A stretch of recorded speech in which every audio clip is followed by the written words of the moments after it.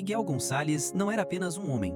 Era uma força da natureza, um titã da indústria de pesquisa científica cujo nome era pronunciado com uma mistura de reverência e temor. Aos 35 anos, ele comandava seu império multinacional com a mesma facilidade instintiva com que respirava. Seu porte atlético, sempre impecável em ternos cortados sobre medida, e sua comunicação envolvente eram a armadura perfeita para uma mente estratégica que nunca descansava. Sua vida era uma tapeçaria de conquistas implacáveis, tecidas nas salas de reunião de vidro e celebrada em festas luxuosas nos clubes mais exclusivos do mundo. O respeito que impunha era absoluto. Ao seu lado, como uma joia perfeitamente lapidada para complementar sua coroa, estava Regina Garcia. Modelo e empresária, sua beleza estonteante era fria e calculada, rivalizando apenas com sua ambição implacável. Eram o casal de ouro da alta sociedade, a fusão destinada de duas dinastias. O romance deles era um produto bem gerenciado, estampado em capas de revistas como um conto de fadas moderno, embora, nos bastidores, fosse um contrato de poder. Contudo, o destino, com sua ironia cruel, não respeita impérios. Ele preparou um golpe devastador. Começou sutilmente. Uma fraqueza inexplicável nos dedos, um copo de uísque caro que simplesmente escapou de sua mão firme durante uma negociação. Depois, um tropeço no mármore liso de seu próprio lobby. O diagnóstico caiu como uma sentença de morte, uma palavra que não existia no vocabulário de Miguel. Esclerose lateral amiotrófica. E para selar sua tragédia, como se a doença fosse um inimigo lento demais, um grave acidente de carro, ocorrido em circunstâncias nebulosas numa noite chuvosa, acelerou brutalmente o avanço da degeneração. O titã, o mestre do universo, estava subitamente aprisionado em seu próprio corpo. A mansão Gonçalves, antes um símbolo de vitalidade e poder, tornou-se um mausoléu silencioso. Os corredores, antes repletos de assistentes e do som de negócios senha-fechados, agora ecoavam o silêncio. A propriedade estava banhada na penumbra da profunda depressão de Miguel, que se recusava a ver a luz do dia ou a si mesmo. Foi nesse cenário de desolação que Maria Torres chegou.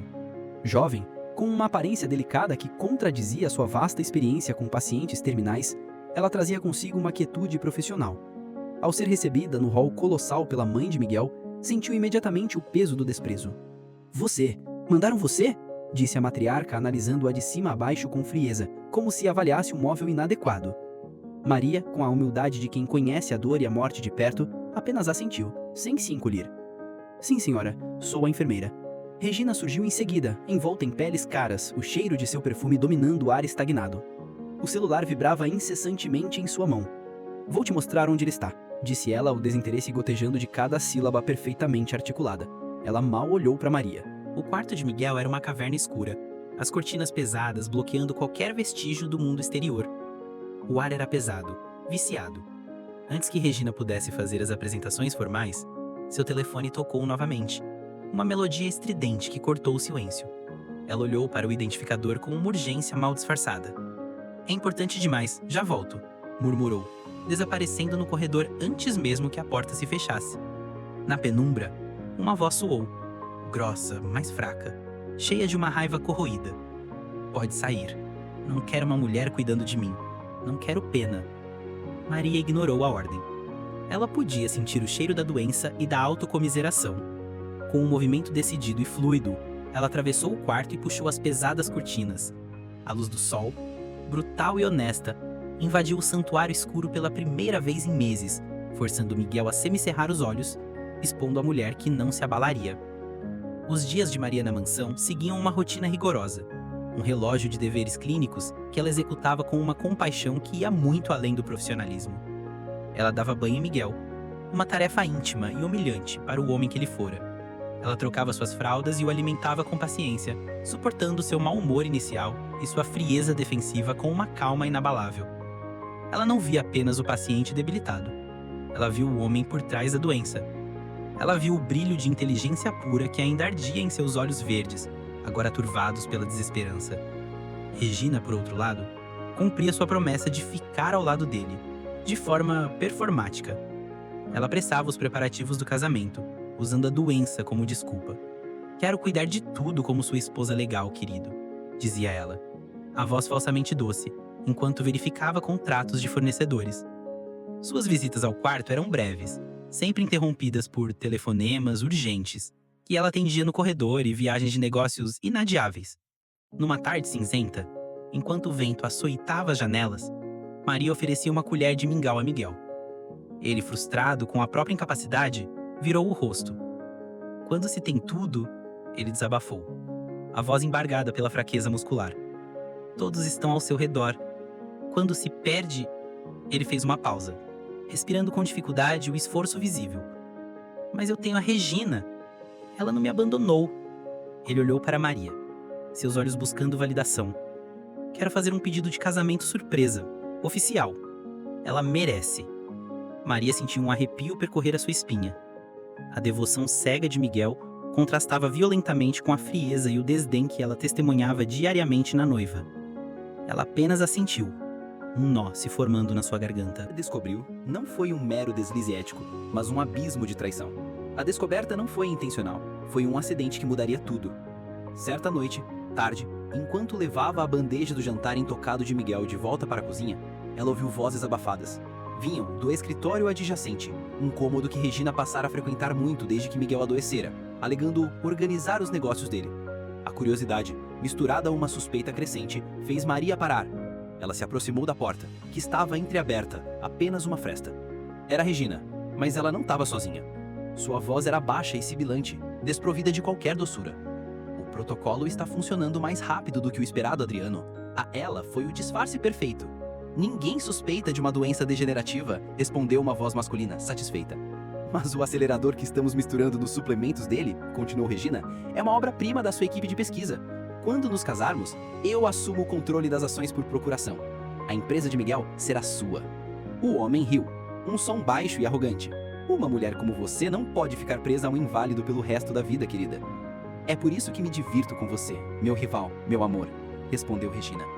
Ele vai morrer em breve, e nós ficaremos com tudo. O coração de Maria disparou, o sangue gelando em suas veias. Ela recuou instintivamente, o horror paralisando-a. Em seu movimento, ela esbarrou em uma mesinha de canto no corredor escuro.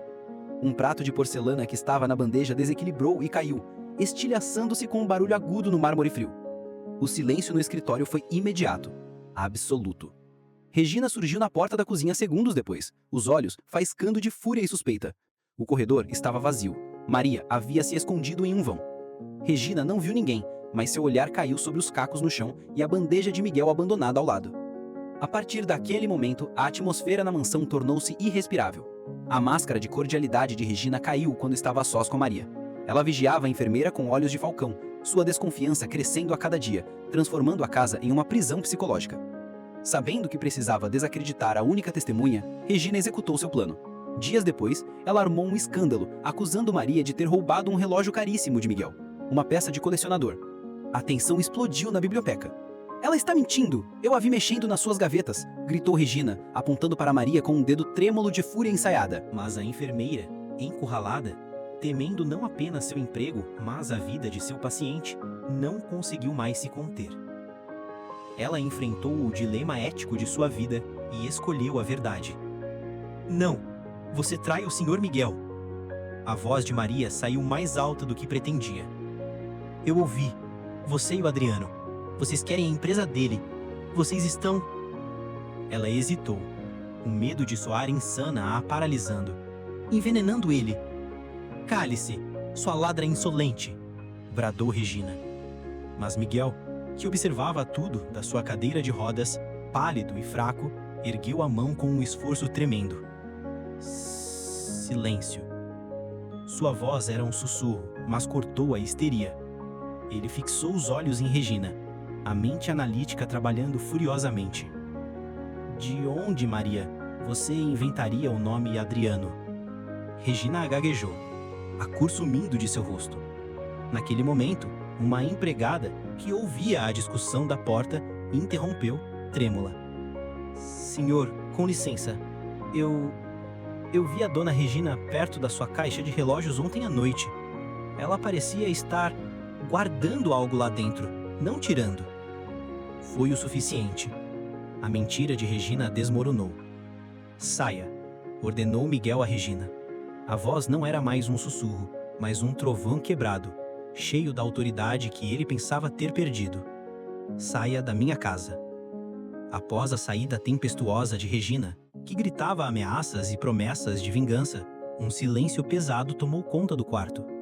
Maria, sobrecarregada pela adrenalina e pelo medo, finalmente desabou, chorando copiosamente, cobrindo o rosto com as mãos. Me perdoe, Senhor. Eu não queria. Eu quebrei meu juramento. Miguel, com o esforço monumental que lhe restava no único braço ainda funcional, estendeu a mão. Ele segurou o pulso dela, a pele dele fria contra a dela. Ele a puxou gentilmente para perto. Com o polegar, ele enxugou as lágrimas do rosto dela, um gesto de uma ternura inesperada. Se não fosse por você, ele sussurrou, a compreensão da monstruosidade que o cercava caindo sobre ele como uma mortalha. Eu estaria casado com a mulher que está me matando. O medo substituiu a depressão. A raiva substituiu a apatia. Ele não estava apenas doente, ele estava sendo assassinado. Naquela noite, a relação formal de paciente e cuidadora se dissolveu, forjando-se uma aliança desesperada de sobrevivência. Miguel confiou a ela os números de seus 2 únicos amigos verdadeiros. Pessoas de fora do círculo de Regina. Carlos, seu chefe de segurança leal, e Antônio, seu advogado pessoal. Eles precisam saber. Precisamos de provas concretas. Minha vida está literalmente em suas mãos, Maria. A espionagem industrial havia invadido sua casa, disfarçada de romance. Maria, a enfermeira silenciosa, era agora sua única linha de defesa, seus olhos e ouvidos. Enquanto Maria continuava a cuidar de Miguel publicamente, ela se tornou sua agente secreta. Sob orientação remota de Carlos, que passou a monitorar a mansão com dispositivos discretos, Maria começou a coletar amostras. A tarefa era angustiante. Ela substituiu os suplementos que Regina havia deixado preparados por placebos inofensivos, guardando os frascos originais em recipientes esterilizados. Cada vez que o fazia, sentia o coração na boca, temendo que uma câmera escondida por Regina a pegasse. Antônio, por sua vez, investigava Adriano. A descoberta foi rápida. Adriano era o CEO da principal concorrente de Miguel no campo de pesquisa científica, uma empresa notória por suas táticas de aquisição agressivas. A tensão era palpável.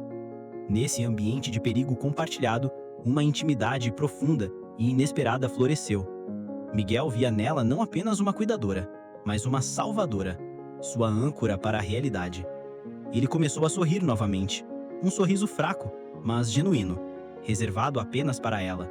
A lealdade dela era o único antídoto que ele tinha contra o veneno literal da traição. A análise laboratorial dos suplementos, coordenada por Carlos, confirmou o pior: um composto neurotóxico complexo, não rastreável em exames de sangue comuns, desenhado especificamente para mimetizar e acelerar os sintomas da LA.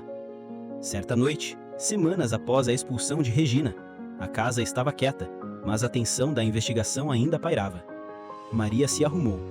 Miguel, num gesto de profunda confiança, havia a inscrita para representá-lo em um jantar de caridade da empresa. Ela usava um vestido azul, simples mas elegante, que Miguel havia comprado para ela online. Os cabelos, normalmente presos em um bolso funcional, estavam soltos. Antes de sair, ela foi checar Miguel. "Aonde vai tão bela assim?" ele murmurou, a admiração em sua voz aquecendo o rosto dela. Ela riu, ajeitando os brincos. "Representar o chefe. Não posso decepcioná-lo." Enquanto se olhava no espelho do quarto dele, Miguel franziu o tenho, a mão subindo a cabeça com dificuldade. "Está sentindo alguma coisa?" "Estou..." Ele começou, mas a dor evoluiu rapidamente para um espasmo violento, uma crise de abstinência do veneno ou uma sequela da toxina. Maria, vendo a agonia dele, não hesitou. Ela arrancou os brincos e os jogou na cômoda. O evento, o vestido, tudo desapareceu. Quebrando o protocolo da missão, ela não foi ao jantar. Ela permaneceu ao lado dele, segurando sua mão enquanto a crise passava, limpando seu rosto com um pano frio. Na calada da noite, com a lua banhando o quarto em prata, Miguel finalmente falou, a voz exausta, mas clara. "Daqui a algum tempo, talvez eu precise de aparelhos para respirar. Por que eu, Maria?" Maria enxugou uma lágrima silenciosa que escorria pelo rosto dele. "Vamos lutar contra isso. Você não está sozinho." Miguel apertou a mão dela com a força que tinha. "Eu acho que estou me apaixonando por você, Maria." Ela ficou imóvel, o coração batendo forte. Isso é a convivência, senhor. A gratidão. Ele negou com um leve movimento de cabeça. Não. Talvez essa tenha sido a única vantagem de eu ter ficado assim. Se eu estivesse saudável, nunca teria conhecido você de verdade. Ele a puxou gentilmente e seus lábios se encontraram. Foi um beijo hesitante, salgado pelas lágrimas. Uma promessa silenciosa em meio à guerra. Com o veneno fora de seu sistema e o tratamento correto para a ELA sendo finalmente administrado, o impossível começou a acontecer. A regressão da doença, que os médicos haviam garantido ser irreversível, estagnou. Então, reverteu. Primeiro, foi o movimento recuperado nos dedos da mão esquerda. Depois, a força retornando aos braços. Em 3 meses de fisioterapia intensiva e dolorosa, Miguel estava movendo as pernas. Em 6, ele deu os primeiros passos trêmulos com um andador. Os médicos chamaram de milagre, um caso em 1 milhão. Miguel e Maria chamavam de justiça. Enquanto ele recuperava seu corpo, Carlos e Antônio finalizavam o dossiê contra Regina e Adriano. As provas eram irrefutáveis. Transferências bancárias, relatórios laboratoriais, gravações das ligações de Regina. Miguel, agora de pé, embora ainda apoiado numa bengala elegante, tinha um brilho gélido de vingança nos olhos. Ele organizou um grande evento em sua mansão, disfarçado de baile de caridade pela pesquisa da ELA. Ele convidou a todos, os amigos que o abandonaram, os seus pais que tentaram fazê-lo assinar a herança antecipada. E, para a surpresa de todos, convidou Regina e Adriano, sob o pretexto de uma reconciliação pública. O salão principal estava lotado. A opulência contrastava com os meses de escuridão. Regina e Adriano chegaram, presunçosos, irradiando vitória. Eles acreditavam que Miguel, enfraquecido pela doença, os perdoaria publicamente, talvez cego pela condição ou desesperado por sua presença. Miguel subiu ao palco, não em uma cadeira de rodas, mas de pé, firme. O som da sua bengala no mármore silenciou o salão. Ao seu lado, deslumbrante em um vestido que ele escolhera, estava Maria. O silêncio foi ensurdecedor. Às vezes, começou Miguel, a voz ressoando pelo microfone, forte e clara. Precisamos passar por desafios extremos para ver quem realmente está ao nosso lado. E quem está segurando o punhal. Ele olhou diretamente para Regina, que congelou. Todos vocês testemunharam minha doença, mas hoje testemunharão a verdade. Ele detalhou a espionagem industrial, o veneno, a traição, enquanto telas desciam exibindo as provas de Antônio. As portas do salão se fecharam. Carlos sinalizou para a polícia que, discretamente posicionada, prendeu Adriano e Regina ali mesmo, em meio aos flashes dos fotógrafos que o próprio Miguel havia convidado. Regina, em fúria, não acreditava. "Você não pode fazer isso!" Ela gritou, percebendo tarde demais que havia perdido tudo, não para um rival de negócios, mas para a simples cuidadora. Após a comoção, quando os traidores foram levados, Miguel se virou para Maria, os olhos brilhando, não mais de raiva, mas de devoção. Diante de todos os convidados chocados, ele se ajoelhou. O ato exigiu todo o seu esforço físico recuperado, um testamento da sua vontade. "Maria Torres, quer casar comigo?" Maria, entre lágrimas de alívio e alegria, disse sim, sua voz ecoando pelo salão. Naquele momento, entre os detritos de uma grande traição, eles provaram que o amor mais forte não é aquele que evita a tragédia, mas aquele extraordinário que nasce precisamente dela.